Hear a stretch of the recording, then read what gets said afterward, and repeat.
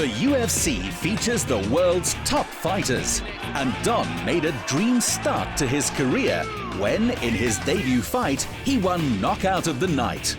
As well as his family, he credits his coach and mentor, Richard Kwan, with taking him from being a good athlete to an unstoppable force.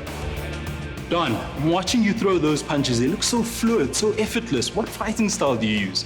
My background is Muay Thai. I lived in Thailand for almost 4 years. I came from a striking background. I've been in martial arts my entire life, since this big.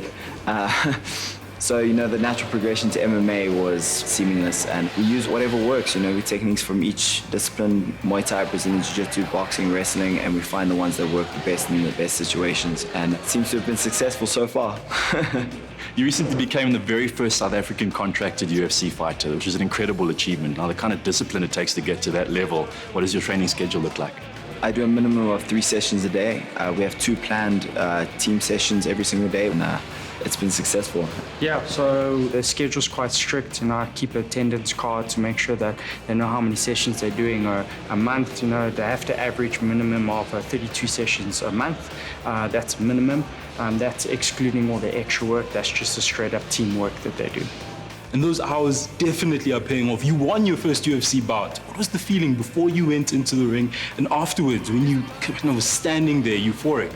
Walking out, it was like the first time that I've ever walked out to a fight. It felt amazing. It was the best feeling of my life. And then obviously the knockout. For me personally, looking over at my corner and seeing Rich and my brother and one of my best friends, Matt, in the corner going ballistic. For me, that was the best feeling. I just knew all the hard work that we had put in, and it paid off.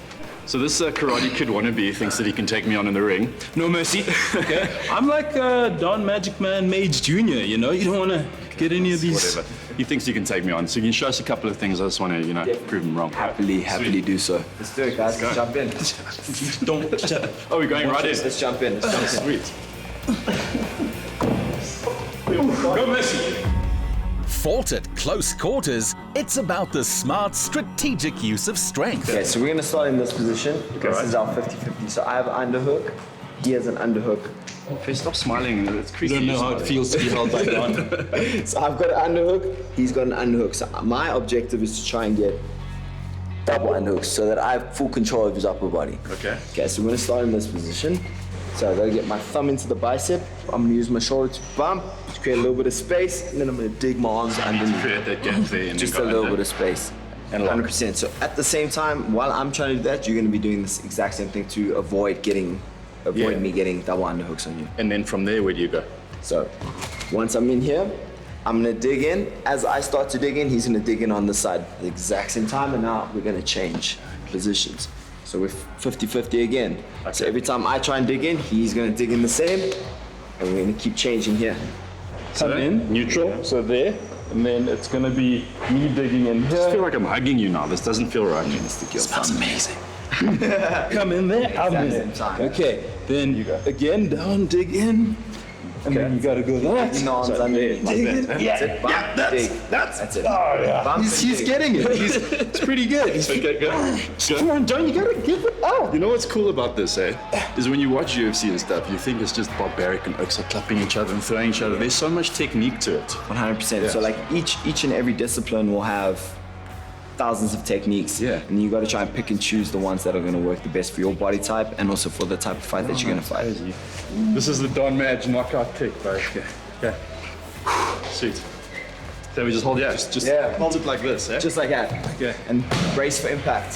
Okay. You guys ready? Please. I don't even have a mouth guard. Okay. No, don't worry. You ready? Okay. Yeah. 1, 2, 3.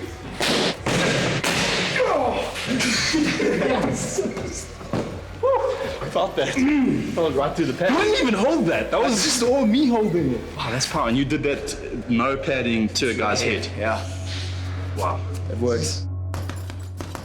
Between training, managing his gym business, and fighting, Don has a demanding schedule.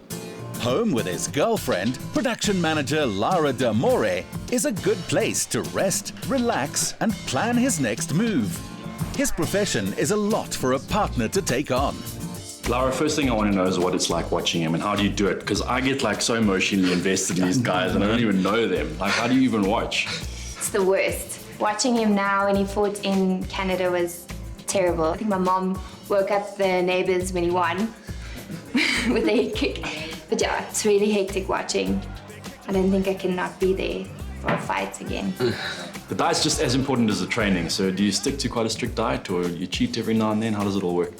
I mean, yeah, I try to eat as clean as I can most days. Everything is based on performance with what we do. So I have to feed myself to perform in the next session and to recover from the session before. That being said, you know, I do have a cheat day every now and again, but 90% of the time I'm very, very, very strict. So like today, we'll be eating, you know, meats, lots of fruits, lots of vegetables. Lots of salad. Yeah, so that's pretty much how I eat. You know, having said that, should we get out there and get the meat going? Yeah, let's do it, man. Put him to work. He's Are you gonna help me? I'm going to help you because I want to. Okay. I want I to. need There was- some help. Lara's partner is to the point and speaks his mind, but has a whole other facet to his character. We know Don as Magic Man. He's in the ring, he's taking people out, but what's he like outside of that?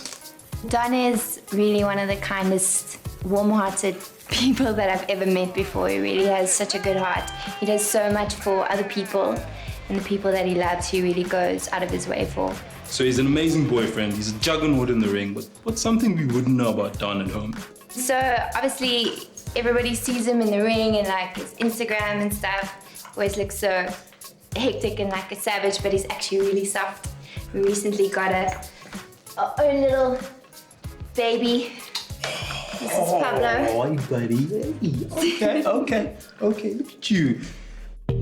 Life is good, but Don has seen hard times, losing his father when he was 16. He came through stronger and laser-focused on his goals. You've been fighting since the age of 6 years old. You were winning Muay Thai championships at 15. It was clearly something that you always wanted to do. I mean, I started martial arts when I was 6 years old. My dad boxed when he was in the army. My mom was a judo player. My uncle was a karate champ. Like, it was in my family, you know. So I started training when I was a kid with martial arts like karate and judo. And then as soon as I found Muay Thai when I was 14 years old, you know, I started training and I had my first fight. And I literally walked out of the ring and I went up to Mom. I said, Mom, I'm a professional fighter. That's what I'm going to do. So, you know, I kind of knew exactly what I wanted to do. And hopefully more South Africans are starting to like embrace the sport and embrace it for what it is, you know, so that we can build it together. You know, it's such an exciting sport. It's the fastest growing sport in the world at the moment. Yeah, there's something amazing about 2 men going in and 1 man leaves. It's super exciting. The women's tournaments are just as fiercely contested as Chris Cyborg Justino knows. She's a former 3-time world champion. Chris, you're one of the top pound-for-pound fighters in the world at the moment, and you actually asked Don to come train with you. We train together and learn a lot with him. And I think you have to train, we be the best, have to train with the best. They say you're only as good as the team around you, and with a support structure like this, you can only go up from here. I think I've got some of the best people in the world around me. You know, I've got loving support from my girlfriend. I've got great teammates. I've got an amazing coach. My mom supported me from when I was this big, and my brother's like my hero. So, you know, I think I've got a good batch of people around me, and you know, it's only up from here. Though he gives himself 7 years to win the UFC world title, we might not be waiting that long.